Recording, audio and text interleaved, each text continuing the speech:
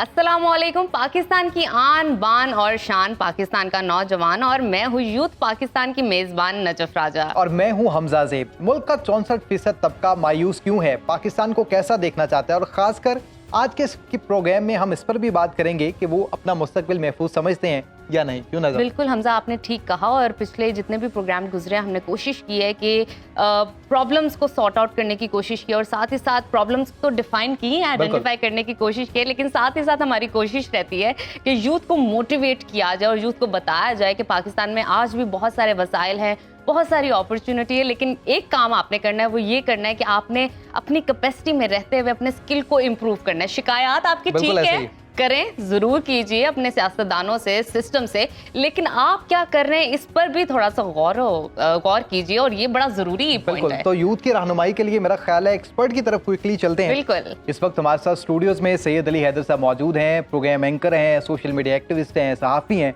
इनसे बात करते हैं। अली भाई कैसे हैं, खैरियत से हैं? मैं बिल्कुल ठीक ठाक। आपका बहुत शुक्रिया कि आपने इनवाइट किया। बहुत शुक्रिया आपका। आज हम नौजवानों के हवाले से बात कर रहे हैं, और हमारा प्रोग्राम भी चूँकि नौजवानों के इशूज़ पर है। नौजवान 64% तबका अरबाब इख्तियार से मायूस हो चुका है, परेशान है, क्या कहेंगे इस बारे में? वेल, इसमें कुछ गलत भी नहीं है अगर वो मायूस हो चुके, क्योंकि मैं अगर आज के नौजवान को देखूं और अगर अपने आप को एक्सक्लूड कर दूं तो हमने जो है वो उनको क्या दिया, अभी जो पाकिस्तान हम उनको दे रहे हैं वो क्या दे रहे हैं? वो हम दे रहे हैं उनको 32% इन्फ्लेशन वाला पाकिस्तान। हम उनको कह रहे हैं कि बेटा नौकरी नहीं है, तुमने पढ़ तो लिया, बाप की कमाई पे या बाप की जायदाद बेच के तुमने पढ़ तो लिया, अब तुमने डिग्री भी हासिल कर ली, अब not that you have got the degree, welcome to the unemployed world, अब तुम अनएम्प्लॉयड हो, अब काम ढूंढो। वो जाता है, उसे काम नहीं मिलता, बोलते हैं रिश्वत दो, सिफारिश करवाओ, या तुम्हारा कोई बहुत बड़ा बैकग्राउंड होना चाहिए, तुम्हारे पास कोई नेपोटिज्म की बैकिंग होनी चाहिए, वो भी नहीं है। फिर हम उसे कहते हैं कि बेटा सिक्योरिटी भी नहीं मिलेगी तुम्हें। अच्छा, हाँ, तुम चल रहे हो, तुमने किस्तों पे फोन लिया था, बाइक लिया था मुश्किल से, तुम जा रहे हो, तुम्हारा बाइक छीन के कोई ले जाएगा, तुम्हारा फोन कोई छीन के ले जाएगा। फिर हम उसे ये कह रहे हैं कि यहाँ पर जो है वो तुम्हारे लिए तुम्हारी आने वाली नस्ल का भी मुस्तकबिल नहीं है, वो भी तुम्हें कहीं और से ढूंढना पड़ेगा। तो सिक्योरिटी मैं नहीं दे रहा इस यूथ को मैं, और ये भी कह रहा हूँ कि जो तुम कमाओगे उसमें से मैं एक हिस्सा लूंगा बतौर टैक्स। फिर तुम उसको एजुकेशन के नाम पे तुम उसको जो रसीद पकड़ाते हो एक 4 साल के ऑनर्स की डिग्री के बाद, उसका कोई फायदा भी नहीं हो रहा, क्योंकि दुनिया की बाकी यूनिवर्सिटीज उसको मान भी नहीं रही। अगर वो चाहे कि इस डिग्री की बेस पे वो कहीं और निकल जाए, बाहर चला जाए, तो वो भी उसको कहीं पे एडमिशन नहीं मिल रहा। वो कह रहे हैं जनाब हमारे पास आओ, फिर दोबारा इम्तिहान दो। उसके बाद आप कह रहे हो कि जब ये तुम कर लोगे तो तुम्हें नौकरी भी नहीं मिलेगी। सरकारी नौकरी भी आजकल कोटे हुए मिलती हैं, तो वो क्या कहेगा? वो यही कहेगा ना मैं मायूस हूँ यहाँ से। फिर वो अपना जैसा भी फोन है उसको सामने रख के टिकटॉक बनाएगा। ये जो हाँ, और ये हम शायद इनका मजाक उड़ाते हैं, क्या वो क्या करें?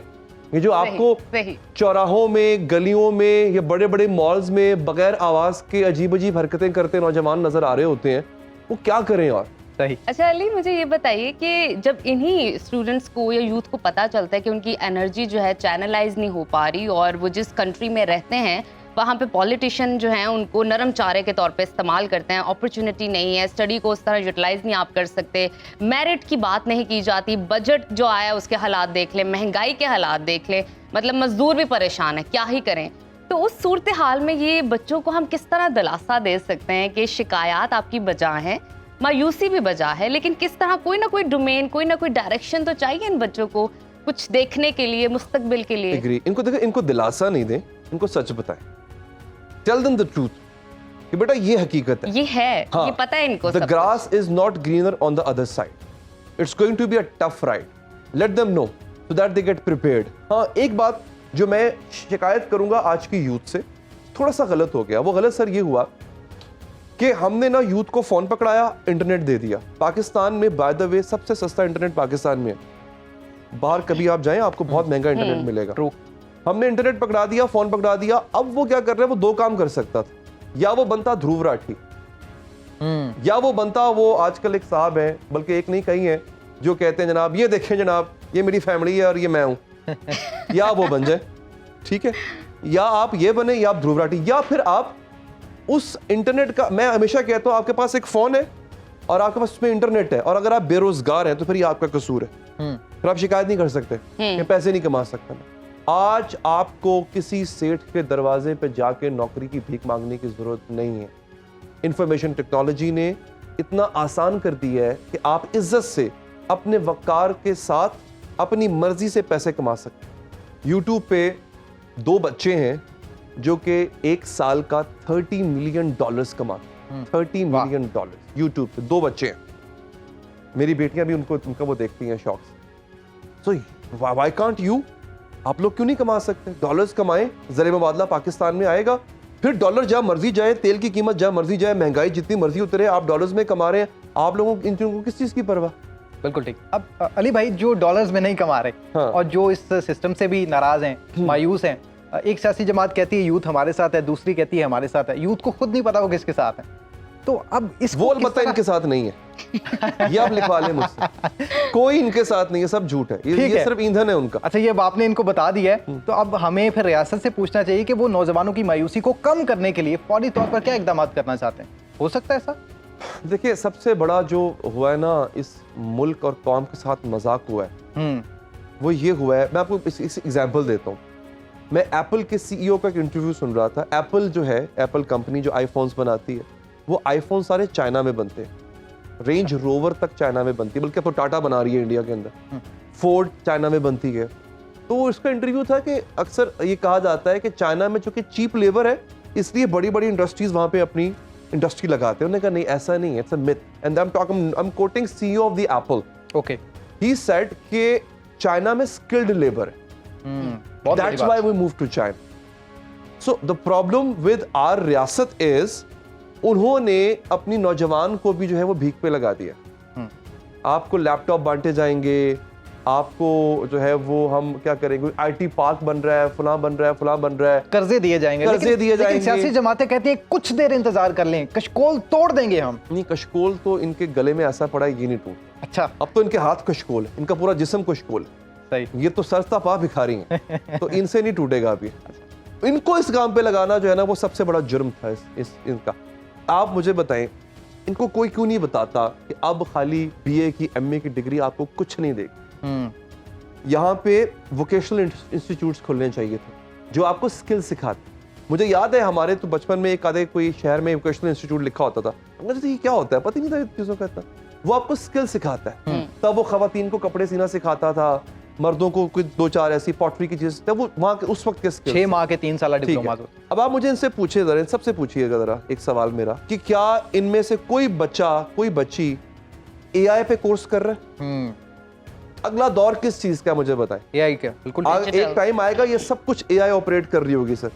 हम में से बहुत की जॉब भी चली जाएगी सर, लेकिन बहुत सी नई क्रिएट भी होंगी। अभी हाल ही में UAE ने एक कैंपेन निकाली है जिसमें आई गेस वो पता नहीं 30,000 के 40,000 वो पूरी दुनिया से लोग लेके आ रहा है, उनको फ्री AI कोर्सेज करवाएगा। हमें पता ही नहीं है इस बात का, हम जानते ही नहीं है कि ये AI है क्या और उसके प्रॉम्प्ट कैसे देने होते हैं। क्या आप लोग अपने फोन में, आप लोगों के पास चैट GPT है? आप उससे, मुझे किसी ने कहा था, रेहान अल्लाह वाले ने मुझे एक मशवरा दिया था। उन्होंने कहा था डेली जैसे गर्लफ्रेंड से बात करते थे ना, जैसे महबूबा से बात कर, डेली चैट GPT से 1 घंटा बात किया करो। डेली बैठ के उससे सवाल पूछो, क्योंकि AI की जॉब जो है वो प्रॉम्प्टिंग की जॉब है। आपको प्रॉम्प्ट अच्छा आना चाहिए उसका, कि उसको इंस्ट्रक्शन क्या देनी है। तो डेली बैठ के उससे बातें करो। क्या आज के नौजवान को कोई, इस वक्त सिर्फ एक आदमी है, वो रेहान साहब हैं, जिन्होंने पाकिस्तान में पहला AI स्कूल खोला है। ट्रू। कितने स्कूल्स और कॉलेजेस में AI पढ़ाया जा रहा है? अच्छा, ये सारे सिनेरियो को लिए देखते हुए आप समझते हैं कि हमारी अभी यूथ में इतनी कैपेसिटी है कि वो आगे पाकिस्तान का मुस्तकबिल रन कर सके, चला सके, उसको आगे ले जा सके? समझते हैं, क्योंकि हम बहुत सारे अभी प्रॉब्लम से गुजर रहे हैं जिसकी वजह से हमारा साइकोलॉजिकल और एजुकेशनल दोनों पॉइंट ऑफ व्यू हमारी यूथ के डिस्टर्ब हैं, कंफ्यूज हैं ये बहुत ज़्यादा। आजकल देखिए, आजकल आपकी यूनिवर्सिटीज़ में, इनफैक्ट स्कूल्स में सबसे ज़्यादा ड्रग्स वहाँ यूज़ हो। क्यों हो रही हैं? उसकी वजह यही है, एक तो डिस्कनेक्ट आ गया है बहुत बड़ा, पेरेंट्स का और यूथ का बहुत बड़ा डिस्कनेक्ट आ गया। माँ बाप को सारा दिन एक ही चीज़ की परवाह है कि पैसा कहाँ से कमाना है। बच्चों की तरबियत के ऊपर काम नहीं हो पा रहा है। Family system, the social fabric जो है वो ख़त्म हो गया है। पहले हमें याद है, अगर मोहल्ले का कोई बूढ़ा पुराना बाबा भी हमें डांट देता था ना कि हम चौक में क्यों बैठे हुए हैं, तो हमारी जरूरत नहीं थी हम उससे कुछ कह जाए। वो साढ़े मोहल्ले दा बाबा सी, साढ़े सब दा चाचा सी। ठीक है। आज मुझे बताएं, आज इनका अपना ताया चाचा इनको डांट दे, माँ बाप पहुंच जाएंगे, आपने हमारे बच्चे को क्यों डांटा भाई? तो अब वो पहले टीचर हमारी अगर खाल उतार देता था ना, तो हमें जरूरत नहीं थी माँ बाप से शिकायत करें, माँ बाप और मारते थे, बहुत अच्छा किया, तू नहीं कुछ किया होगा। आज टीचर कुछ कह नहीं सकता इनको, उल्टा माँ बाप शिकायत लेके पहुंच जाएंगे कि आप हमारे बच्चे को आपने कुछ कहा। हमने अपना ना प्रॉब्लम पता क्या हुई है नजफ, कि हमने ना जो हमारा सोशल फैब्रिक था ना वो इतना खराब कर दिया है। एक चीज अच्छी थी, करप्शन पहले भी थी, गुर्बत पहले भी थी, यहाँ पे बेरोजगारी पहले भी थी, शायद ज्यादा थी। हमारा सोशल फैब्रिक था, कहीं ना फैमिली सिस्टम था, रख रखाव था, हया थी एक दूसरे की। अब खत्म हो गई। इन बच्चों को तो उस सोशल सिस्टम का पता ही नहीं होगा कि शादी से पहले 2 हफ्ता पहले रिश्तेदार आ जाया करते थे रहने। अब ये डिस्टर्ब हो जाए, डिस्टर्ब होते हैं, प्राइवेसी ब्रीच होती है जी, मेरे कमरे में कोई किसी को मैं क्यों ठहराऊं। तो ये चीजें जो हैं जब अब होंगी तो होगा क्या, डिस्कनेक्ट है। अब अली भाई, वो लोग जो डिप्रेशन में है, खासकर नौजवान जिनके पास जॉब भी नहीं है, वसाइल भी नहीं है कि वो बाहर चले जाएं, अब फौरी तौर पर उनको डिप्रेशन से निकालने के लिए क्या एडवाइस दें? देखिए अगेन मैं बहुत मेरी ये ख्वाहिश रही है कि इस पर मैं कभी बात करता, और आज thanks to both of you कि आपने यूथ के सामने बिठा के मुझे कहा है कि ये बात उनको बताएं। देखिए अगेन मैं आपसे रिक्वेस्ट करूंगा, दुनिया ग्लोबल विलेज है, आप यहाँ बैठ के बहुत काम कर सकते हैं, आप लाखों कमा सकते हैं। आपके पास थैंकफुली कुछ चीज़ें अच्छी हैं यहाँ की, आपके पास इंटरनेट है, बहुत सस्ते में मिल जाता है, स्मार्टफोन्स आज सस्ते, लैपटॉप 10-15 हज़ार में भी आजकल मिल जाता है। इतने तो वैसे भी अगर आप दोस्तों के साथ 4 दोस्त जाएं तो उड़ा देते हैं खाने के अंदर। प्लीज़ आप बैठ के नई नई चीज़ों को एक्सप्लोर करें। आपको पता होना चाहिए कि अगले 2 साल में किस चीज़ का स्कोप है। यहाँ बैठ के आपको पता है कि AI प्रॉम्प्टर्स रिक्वायर्ड होंगे पूरी दुनिया में, अच्छे प्रॉम्प्टर्स चाहिए होंगे कि जो अच्छा प्रॉम्प्ट दे सकें। आप उसके फ्री कोर्सेज मिलते हैं आपको। आज इंटरनेट से बड़ा उस्ताद कोई नहीं है। मैंने अपना यूट्यूब चैनल शुरू किया था आज से 3 साल पहले सर, सही। और मैंने यूट्यूब से यूट्यूब सीखा था। बहुत से लोग इंस्पायर भी हैं आपसे। Thank you so much. और मुझे नहीं पता था, लेकिन मैं आज अपनी एडिटिंग भी खुद कर लेता हूँ, अपनी वीडियोस की SEO भी खुद करता हूँ, सब कुछ खुद करता हूँ। मेरे पास टीम भी हमारे साथ है, लेकिन टाइम नहीं होता। लेकिन सीखा कहाँ से? यूट्यूब से सीखा। पैसे कमाना सीखें। आपको हमारे माशरे ने, हमारी रियासत ने, और माजरत के साथ हमारे मजहबी तबके ने भी आपको ये बता दिया कि पैसे कमाना गलत है, अमीर एक बुरा आदमी होता है, अमीर आदमी जो होता है वो गंदा आदमी होता है। ये आपको नहीं, ट्रस्ट मी। कहते हैं ना पैसा खुशी नहीं देता, पैसा खुशी भी देता है। ये भी झूठ किसी ने कहा था आप। नहीं, पैसा खुशियां भी देता है। यस, वो देखिए पैसे के नाम पर खुश हो गए है ना। क्योंकि अब अली भाई इनकी बात हो रही है तो उनकी तरफ चलते हैं। जी बिल्कुल। ये बहुत से सवालात आपसे करना चाहते हैं। आप में से कौन सवाल करना चाहता है? आपका नाम क्या और सवाल? हेलो अस्सलाम वालेकुम, मेरा नाम अब्दुल रहमान है और मैं डिजिटल मार्केटिंग का स्टूडेंट हूँ। मेरा सर से सवाल ये है कि जो हमारे लीडर्स हैं जिन्होंने इस मुल्क को देखना है, जब वही कह देंगे कि हम लोग जॉब जनरेट नहीं कर सकते, तो हम फिर आगे क्या करें? चलें ठीक है, मैं आपसे ये रिक्वेस्ट करूंगा sir, stop looking forward to your leaders. छोड़ दें। आप अपने देखिए, ये सहारा है ना, आपको नहीं मिलेगा सहारा। मैंने आगाज में एक बात की थी कि इनको सच बताना चाहिए। आपको कोई आके जॉब नहीं देगा, अपनी जॉब खुद क्रिएट करें। एक बात याद रखिएगा, जहां स्किल है वहां जॉब है। अगर आपके पास स्किल है, आपके पास, आपको जॉब खुद दरवाजे पे चल के आएगी। आप कि आपने कहा है कि अब आप किसी की तरफ ना देखें क्योंकि हमें कुछ दिया नहीं गया होगा, ठीक है, तो जो करना है खुद करना है। तो आप काइंडली इसको मज़ीद एक्सप्लेन कर देंगे कि क्या पैरामीटर्स पे हम काम कर सकते हैं, किस तरह की चीज़ें हम ज़्यादा एक्सप्लोर कर सकते हैं कि हम ये चीज़ ट्राई करें तो हमारा कुछ बेहतर हो, हमें देखिए फ़ायदा। अगेन इस वक्त हम ना एक सर्वाइवल मोड पे, हम सबका सर्वाइवल मोड चल रहा है। हम अगर ये एक्सपेक्ट करते हैं कि जैसे बैरूने मुल्क तमाम आसाइशें, ईज़ ऑफ डूइंग बिजनेस दिया जाता है एक आम इंडिविजुअल को, वो हमें मिले तो हम काम करें, ऐसा होगा नहीं। मैं आपको एग्जांपल देता हूँ। आज आपकी डिजिटल मार्केटिंग का काम सीख रहे हैं आप, ठीक है, आप टारगेट मार्केटिंग का या डिजिटल मार्केटिंग का कुछ ऐसे टूल्स आप प्रेजेंट करते हैं जिससे आप किसी भी चीज़ को सिर्फ मार्केट कर सकते हैं, लीड जनरेट करके आप सेल भी क्रिएट कर सकते हैं। आप कहते हैं जनाब मैं सिर्फ मार्केटिंग में ये काम भी, मैं आपको सेल भी क्रिएट कर दूंगा, चलें आप, आपको लीड भी जनरेट करके दूंगा, सेल भी क्रिएट करके दूंगा, आपको मेरे पास आए। और आप करके देते हैं, छोटे ब्रांड का करते हैं, बड़े ब्रांड का करते हैं, ऐसा ऐसा ऊपर जाते हैं। आपने क्या किया? आपने कंपनी एक्सपैंड की, आपने 4 लोग और रखे, आपका काम बढ़ गया। अब उस दफ्तर के गार्ड से लेके आपकी मार्केटिंग कंपनी के मैनेजर तक आपने जॉब्स क्रिएट कर दी। इस सारे के अंदर मुझे बताएं आपको कहाँ जरूरत पड़ी? इमरान खान की, नवाज शरीफ की, शहबाज शरीफ की, बिलावल भुट्टो की कहाँ जरूरत थी? मुझे बताएं। Assalamu alaikum sir. जी वालेकुम। My name is Khidr Khurshid and by profession I am a chemist. ठीक अच्छा है। माशा तो सर एक्चुअली इशू हम लोगों के साथ ये है कि हम लोग जो है शुरू से मींस के टॉप करना, दिन रात एक करके पढ़ाई करना, जो हम लोगों के जहन में बात डाल दी गई है, ठीक है। तो जब ग्रेड्स भी अच्छे आ जाएं, ठीक है, जीपीए भी अच्छा हो और आपके अंदर स्किल्स वगैरह भी उस तरीके से हों, आपको पता है लेबॉर्ट्री का काम बड़ा टफ होता है। और मेरे जो है रिसेंटली जो है मैंने 2 आर्टिकल अपने पब्लिश करवाए हैं, ठीक है, ऑर्गेनिक केमिस्ट्री के। एक था मेरा फार्मास्यूटिकल पे और एक मेरा वाटर ट्रीटमेंट पे, ठीक है। अब आप इस तरह से अंदाज़ा लगाएं कि अगर मैं यूरोपियन ममालिक में हूँ, ठीक है, तो मुझे पजीराई भी मिलेगी, ठीक है, मुझे स्कॉलरशिप्स भी मिलेंगी। अब होता ये है कि आर्टिकल्स तो हमारे पब्लिश हो रहे हैं, लेकिन वो अब दुनिया के सामने उस तरीके से नहीं आ रहे कि एक पाकिस्तानी बच्चा जो है इस लेवल पे आके अपनी मेहनत से कर रहा है, ठीक है। तो आप खुद अब सोचिए, मेरे सारे दोस्त जो हैं यूके और यानी कि कनाडा और अमेरिका जा चुके हैं, ठीक है। मेरे वालिद साहब के पास इतना सरमाया नहीं है, या तो यही है कि मैं घर बेच के चला जाऊं, ठीक है, क्योंकि स्कॉलरशिप्स आपको पता है यूरोप में इतनी आसानी से मिलती नहीं ठीक है। तो किस तरीके से हम सर्व करें अपने आप अच्छा बहुत पहले तो शुक्रिया। बहुत अच्छा सवाल है आपका सर। एक अच्छा केमिस्ट होना इज अ डिफरेंट स्किल। अपने इस टैलेंट को मैंने मार्केट कैसे करना है, इसको बेचना कैसे, इससे मैंने पैसा कैसे कमाना है, ये एक डिफरेंट चीज है। वो चीजें हमारे स्कूल वाले नहीं कर रहे। और बिजनेसमैन तो एंटरप्रेन्योर्स तो बिल्कुल नहीं बनाते वो। एक बात मैं इनकी बात से एग्री करता हूँ कि हमारे यहाँ मेरिट्स नहीं है, बच्चा पढ़ के आता है, मेहनत करके आता है, डेफिनेटली हर कोई बिजनेस नहीं कर सकता। कुछ लोग जो जॉब सीख कर रहे होते हैं, जॉब भी सीख करनी चाहिए, और सरकारी काम भी तो किसी ने करना ही ना आखिर, तो वो किसने करना है, उसके लिए मेरिट की धज्जियां उड़ा दी जाती हैं। सर जैसे आपने बोला कि अगर आपको अपॉर्चुनिटी नहीं मिल रही तो आप स्किल सीखें और उसे अर्न करें। तो जब हम स्किल सीखते हैं, लाइक आप लगा लें ई-कॉमर्स सीखते हैं, तो जब हम स्टार्ट करते हैं तो हमें बोला जाता है जी आप LLC रजिस्टर करें, आप अगर अर्न करेंगे भी तो आपको इस मुल्क से आपको 30% टैक्स देना पड़ेगा हुकूमत को। जब हुकूमत हमें कुछ नहीं दे रही तो हम क्यों दें उसको। चलें, ये देखिए ना, जो आपने कहा था बच्चे बागी हो रहे हैं हाँ। ये है वो सोच कि जब वाकई इनको शनाख्ती कार्ड के अलावा और क्या मिलेगा। सड़क इनको टूटी हुई मिलेगी, बिजली इनके पास नहीं आ रही होगी, बिल्कुल। आटा इनको नहीं मिल रहा, सिक्योरिटी इनको नहीं मिल रही है। तो बेटा ऐसा है कि रियलिटी यही है। अब इसी में से, इसी मट्टी में से कुछ निकालना है। मतलब आप और मैं बैठ के यहाँ पे कोस सकते हैं हुकूमत को कि उसने कुछ नहीं, और वाकई कुछ नहीं उसने अब तक आपको दिया, कोई इंफ्रास्ट्रक्चर नहीं दिया उसने आपको। इंडिया, आपको पता है वो कहते हैं ना कि लक क्या होती है, when practice meets opportunity it's luck.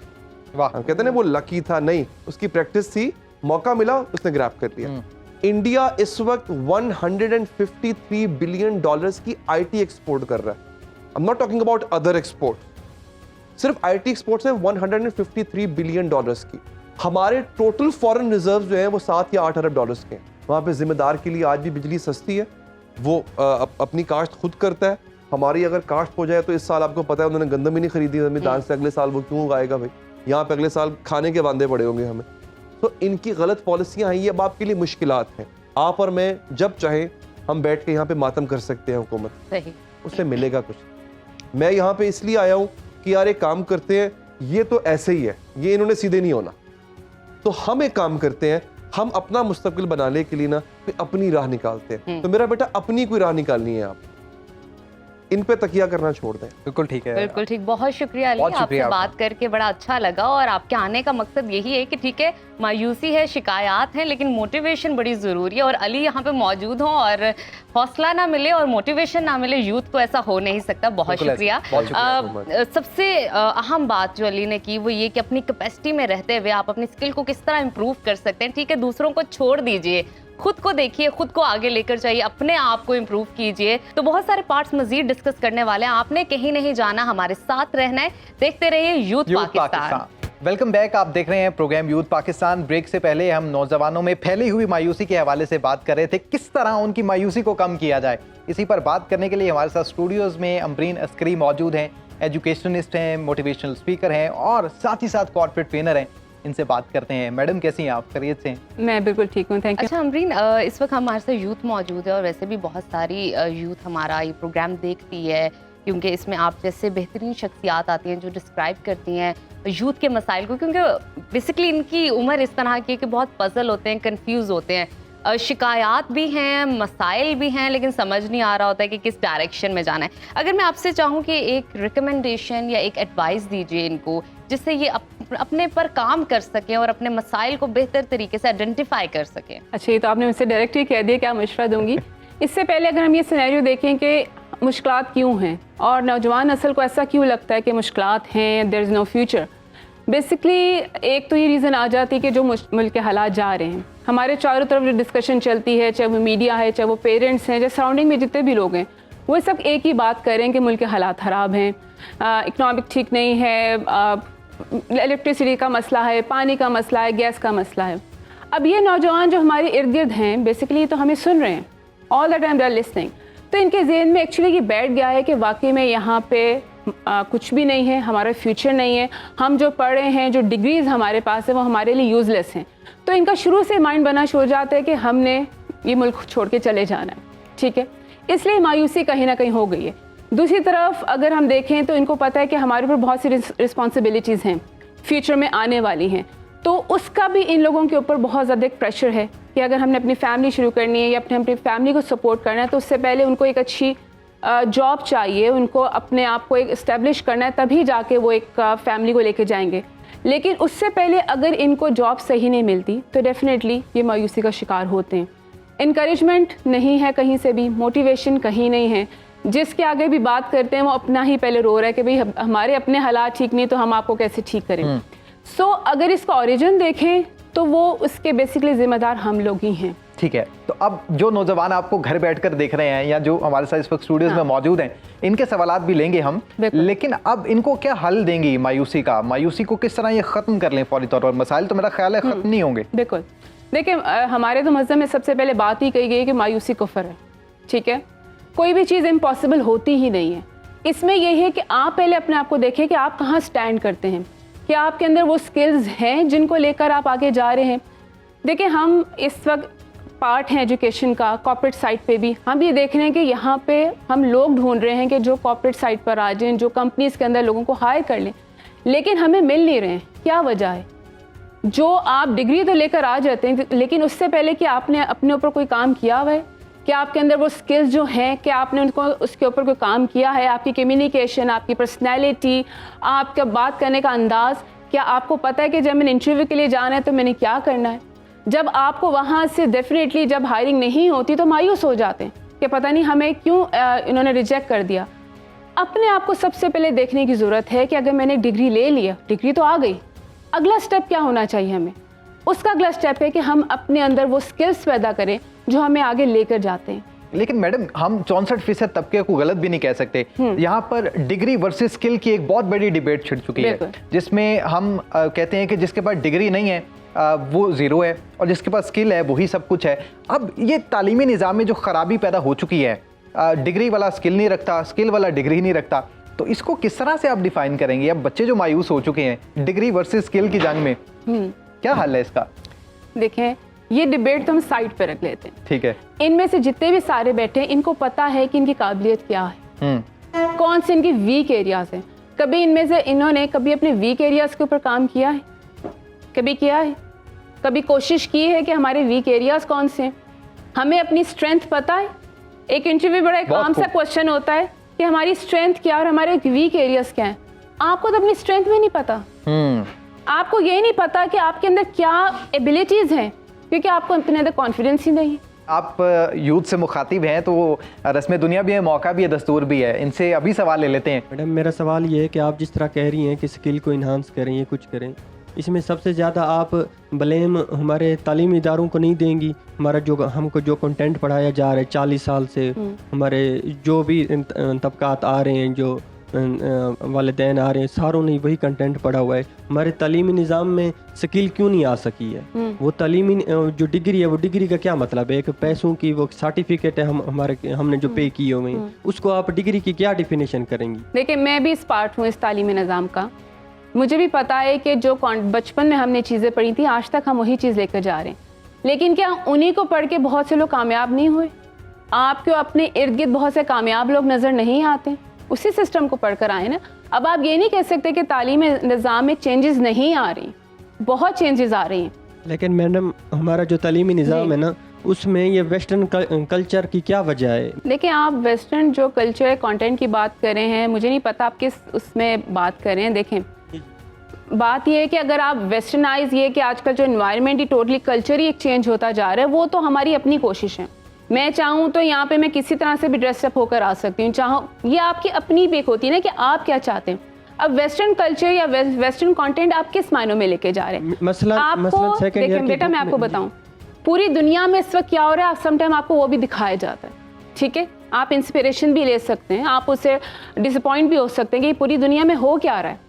या तो आप बहुत मजबूत नेशन हो कि आपको कोई फ़र्क ही नहीं पड़ता कि पूरी दुनिया में क्या हो रहा है, हम एज अ नेशन बहुत स्ट्रांग हैं, हमें कोई फ़र्क नहीं पड़ता कि हमारे बीच में वेस्टर्न आ जाए, कुछ आ जाए। हम इस तरह की गुफ्तगू हमेशा कोशिश करते हैं कि हमारे प्रोग्राम में की जाए, सीरियस मौजू पे बात करते हैं, लेकिन साथ ही साथ ये भी कोशिश होती है कि प्रोग्राम को थोड़ा सा एंटरटेनमेंट की तरफ भी रखा जाए ताकि आप लोग बोर मत हो। तो इस वक्त हमारे साथ ऑडियंस में जो मौजूद हैं, एक टैलेंटेड सिंगर हैं फरीन, उनसे आइए चलते हैं, गाना सुनते हैं खूबसूरत आवाज़ में।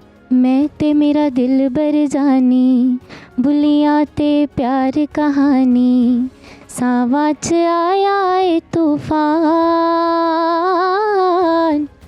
मौसम होया ए बेईमान। मैं ते मेरा दिल बर जानी, बुलिया ते प्यार कहानी, तेरे हथ विच हथ ने मेरे, हर पासे अग बलदी जावे, मैं सड़ बल के उम्र गुजारा, प्यार नु कोई नजर न लावे, तपियां ने सर्द हवावा, तैनू मैं की समझावा, बनना है कानू अनजान, मौसम होया ए बेईमान। मैं ते मेरा दिल बर जानी, बुलिया ते प्यार कहानी। वेलकम बैक, आप देख रहे हैं प्रोग्राम यूथ पाकिस्तान। ब्रेक से पहले हम मायूसी के हवाले से बात कर रहे हैं, किस तरह मायूसी को कम किया जाए, और पाकिस्तान के लिए यूथ बहुत कुछ करना चाह रही है। इसी पर हमारे गेस्ट इस वक्त हमें ज्वाइन कर चुके हैं।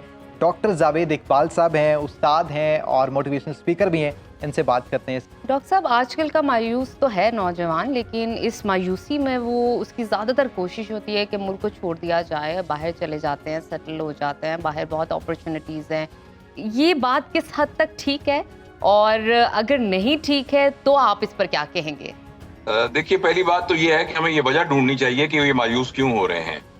ये मायूस अपनी किसी गलती की वजह से नहीं हो रहे हैं, बल्कि ये बड़ों के रवैयों की वजह से मायूस हो रहे हैं। तो बड़ा एक नेचुरल बात है कि नौजवान जो हैं उनके अंदर एक वलवला होता है, एक जज्बा होता है, उन्हें एक कंड्यूसिव एनवायरनमेंट चाहिए होता है, उन्हें सपोर्ट चाहिए होती है, उन्हें मोटिवेशन चाहिए होती है, उन्हें वसाइल चाहिए होते हैं और अपॉर्चुनिटीज चाहिए होती हैं। अनफॉर्चुनेटली हमारे माशरे में पिछले कुछ अरसे से इन तमाम चीज़ों का फुकदान है, और मैं इसका जिम्मेदार इन बच्चों को नहीं बल्कि अपने आप को और अपनी जनरेशन को समझता हूँ, जिन्होंने एक बैड रोल मॉडल क्रिएट किया है। एक तो इन बच्चों की मायूसी की ये नफ्सियाती वजह समझनी बहुत जरूरी है, और दूसरी बात यह है कि जब मायूसी होती है और इम्कानात कम होते हैं तो वहीं से अपॉर्चुनिटीज भी निकलती हैं। इन बच्चों को ये बताने की जरूरत है कि जब निजाम बिगड़ा हुआ हो, जब हालात खराब हों, जब ये लग रहा हो कि हर तरफ मायूसी है, तो उसी के अंदर ही तो अपॉर्चुनिटीज होती हैं जिसमें आप अपना आप दिखा सकते हैं। बिल्कुल ठीक सर। सर, हमारी आज की नौजवान जो एक तादाद है 64% तबका, इसको सर बदतमीज कहा जाता है कि ये बिलो द बेल्ट बात करते हैं, ऊंची आवाज में बात करते हैं, और अपनी जब हक की बात करते हैं तो कदगन लगा दिए जाते हैं। तो इस बारे में सर आप क्या कहना चाहेंगे? जी देखिए, दो चीजें जो है ना वो ग्रोथ के रास्ते में बहुत बड़ी रुकावट होती हैं, एक खौफ और एक तकद्दुस। तो खौफ तो आपको समझ में आता होगा, लेकिन तकद्दुस से आपको लगेगा कि इसका मतलब है लोग बदतमीज हो जाएं। तो जहां ये बहुत जरूरी है कि इख्तलाफ को बयान करने के लिए एक अदब, तहजीब और उसके जो आदाब हैं इख्तलाफ के, उनको मनूज़े खातिर रखा जाए। लेकिन अगर हमारी नई जनरेशन किसी बात पर हमसे इख्तलाफ करती है और अपने राइट्स के लिए बात करती है, तो मेरे ख्याल में ये अप्रिशिएट करने वाली बात है। सिर्फ मसला होता है मेथोडोलॉजी का, सिलेक्शन ऑफ वर्ड्स का, हम किस टोन में बात करते हैं उसका। वरना मुझे तो इस बात से बहुत खुशी होगी कि मेरा बेटा मुझे ये कहे कि वालिद साहब जो बातें आप कर रहे हैं इन बातों में ये वो पॉइंट्स हैं जिनसे मुझे इख्तलाफ है और उसकी लॉजिकल रीजन ये है। और अगर वो मुझे अपनी लॉजिकल रीजन के साथ मेरी एक बात से इख्तलाफ करे तो मुझे तो इससे बहुत खुशी होनी चाहिए। बिल्कुल ठीक सर, ये मुल्क की जो मौजूदा हालात हैं ये मायूसी की सबसे बड़ी वजह है, और आप इसमें यूथ को क्या मशवरा देंगे कि इन हालात में वो किस फील्ड में जाएं, क्योंकि बहुत से ऐसे नौजवान हैं जो मुल्क छोड़कर जाना चाहते हैं सर। जी हाँ बिल्कुल, देखिए इसका मैं कोई एक जवाब जो है ना 2 ज़रब 2 4 की तरह से तो नहीं दे सकता, क्योंकि हर शख्स के हालात बिल्कुल मुख्तलिफ होते हैं। लेकिन नौजवानों को मैं सिर्फ ये कहना चाहता हूँ कि जो हमारी एक कन्वेंशनल एजुकेशन है ना, जिसके जरिए आप FA करके BA करके MA करके फिर नौकरी की तलाश में लग जाते हैं, इसकी बजाय शुरू से ही आप इस तरह का आइडिया सोचिए कि किस आइडिया के जरिए मैं अपनी कोई चीज सेल कर सकता हूं। और जो हमारे बेचने वाली चीज है वो मटेरियल चीज भी हो सकती है, यानी कोई मेज कुर्सी किताब को ये भी चीज हो सकती है, और वो नॉन मटेरियल चीज भी हो सकती है, वो कोई आइडिया भी हो सकता है। दूसरी बात ये भी है कि मुल्क से बाहर जाना कोई मुल्क के साथ गद्दारी नहीं है। सही, मुल्क से बाहर जाने का मतलब कतन ये नहीं है कि आप मुल्क को छोड़ के चले गए हैं। आप मुल्क से बाहर जाकर भी मुल्क की बहुत खिदमत कर सकते हैं। आप वहां से टेक्नोलॉजी ला सकते हैं, वहां से इल्म ला सकते हैं, ला के मुल्क में उसको इस्तेमाल कर सकते हैं। और नहीं, अगर आप सारी जिंदगी बाहर भी रहते हैं तो वहां से ज़र मुबादला पाकिस्तान भेज सकते हैं, उसकी भी पाकिस्तान को बहुत जरूरत है। बिल्कुल ठीक सर, हमारे साथ स्टूडियो में यूथ भी मौजूद है। यूथ आपसे कुछ सवालात करना चाहती है। आप में से डॉक्टर साहब से कौन सवाल करना चाहेगा? नाम क्या और सवाल? मेरा नाम तैयब है सर। एक क्वेश्चन मेरे काफ़ी देर ज़हन में था मेरे देर से, कि जब आपसे कभी मिलना हुआ तो आपसे करूँगा। एक ये चीज़ कि हमारे वालिदैन का जो माइंडसेट है वो बहुत ओल्ड है, और मोस्टली पाकिस्तान में वालिदैन जो हैं वो एजुकेटेड नहीं हैं, तो उनको कोई बात समझाना बहुत मुश्किल है। काइंडली इसमें मुझे हमें कोई गाइड कर दें कि how to tell our parents like what we have to do, like उनको कोई हम एजुकेट कर पाएँ कि हमारे लिए क्या बेहतर हो सकता है क्या नहीं। ठीक है, बहुत शुक्रिया। देखो बेटा, एक बात तो ये है कि हमारे यहाँ जो सबसे बड़ी कबाहत ये है कि 30 साल का लड़का भी जो है ना वो अपने वालिदैन पर डिपेंडेंट होता है, और वो 30 साल का बच्चा भी ये पूछ के जाता है मैंने कहाँ जाना है, मैंने कहाँ नहीं जाना, और हम इसको एक अदब और तमीज समझते हैं।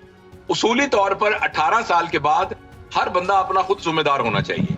अच्छा खैर, ये तो एक आइडियल बात है जो कि पता नहीं कब अचीव होगी, लेकिन ये है कि अगर आप किसी चीज को एक ऑपरेटिव फॉर्म के अंदर और एक चीज प्रैक्टिकल शक्ल के अंदर दिखा दें तो लोगों को कन्विंस करना आसान होता है। हम वालिदैन के साथ एक एनिमिटी क्रिएट ना करें, वालिदैन का हर हाल में एहतराम करें और प्यार और मोहब्बत से उनको समझाने की कोशिश करें, और जब वो आपसे कोई बात करें या कोई थोड़ी सी मुखालफत करें तो फिर उनकी बात को भी गौर से सुन के उसको लॉजिकली उसका जवाब दें।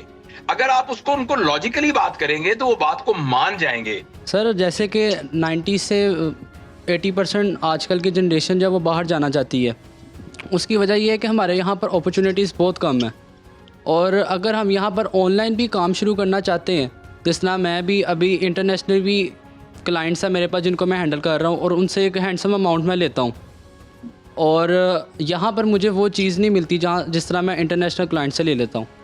तो हमारे यहाँ पर अपॉर्चुनिटीज़ बहुत कम है, और अगर हम कोई बिज़नेस भी शुरू करना चाहते हैं तो उसमें भी हमारा यहाँ पर 20 से 30% टैक्स लग जाता है।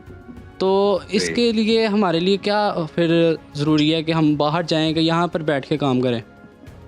देखो बेटा, आपने कहा है कि आप काफ़ी हैंडसम पैसे उनसे ले लेते हैं और बाहर के क्लाइंट्स को से काफ़ी कुछ ले लेते हैं, तो आपको तो कोई प्रॉब्लम नहीं होना चाहिए। सर मैं चाहता हूँ कि अपने मुल्क में सर्व करूँ मैं, जो मैं बाहर अपना काम कर रहा हूँ। तो भाई पाकिस्तान में आप जैसे जो ब्रिलियंट लोग हैं वो तो डॉलरों के अंदर पैसे कमा रहे हैं, और आपको तो बाहर जाने की कोई जरूरत नहीं है। देखिए ना, आपने खुद ही कहा है कि आप तो यहाँ से यानी अपने फॉरेन क्लाइंट्स को डील करते हैं, तो ये वाली स्किल अगर हमारे नौजवानों को सिखा दी जाए कि वो किस तरीके से फॉरेन क्लाइंट्स के साथ डील करें, तो यहाँ उनको चीप लेबर मिल जाती है, तो यहाँ से ज्यादा पैसे कमा सकते हैं। ठीक है, बहुत शुक्रिया आपका डॉक्टर साहब। यकीनन पाकिस्तान के 64% तबके कुछ नया जानने और सीखने को मिला होगा, और उम्मीद करते हैं कि इनकी मायूसी भी काफ़ी हद तक कम हो गई हो। और आज के प्रोग्राम में हमने कोशिश की है कि आपको मोटिवेट किया जाए, जहाँ के हमने पिछले प्रोग्राम में कोशिश की थी कि आपकी जो शिकायत हैं उनको प्रोमिनेंट किया जाए, आपकी जो कमियां हैं उनको सामने लाया जाए, और जो प्रॉब्लम्स चल रही हैं उनको आइडेंटिफाई भी करने की हमने कोशिश की थी। लेकिन आज का जो प्रोग्राम था वो हमने इस तरह कंस्ट्रक्ट किया था कि ज़्यादा से ज़्यादा आपको मोटिवेट किया जाए। तो ये था हमारा आज का प्रोग्राम, उम्मीद है आपको पसंद आया होगा। अपने फीडबैक से हमें ज़रूर आगाह कीजिएगा, क्योंकि आपका फीडबैक हमारे लिए बहुत खास है। हमें मालूम होता है क्या आपको अच्छा लगा और क्या आप मज़ीद देखना चाहते हैं। तो देखते रहिए यूथ पाकिस्तान।